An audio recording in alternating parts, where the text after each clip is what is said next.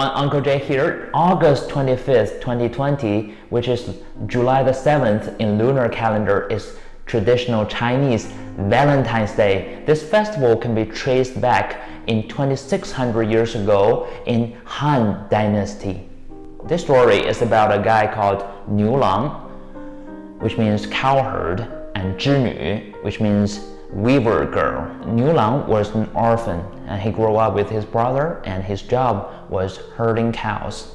Zhinu was a goddess.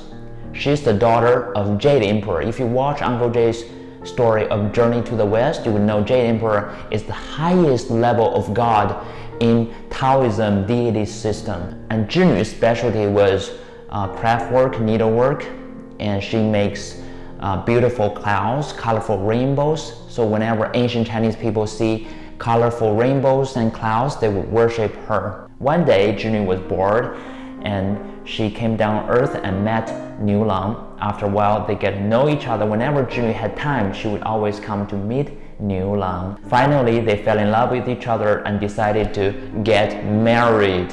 And they decided to live with each other. After a while, Zhinu's dad, Jade Emperor, noticed this and she wouldn't allow a goddess to marry a human. So he sent his heavenly soldiers to escort Zhinu, the weaver girl, back to heaven and would only allow them to meet each other once a year. However, distance didn't weaken their love. Instead, they miss each other and love each other even more. Their faithful love touched magpies. So every year on July the 7th in lunar calendar, a flock of magpies would form a bridge to help Niulang, the cowherd, walk all the way to heaven to meet his wife, Zhinu. So that's the beautiful story of Chinese Valentine's Day. Actually, this story is from the ancient Chinese tradition of worshipping stars.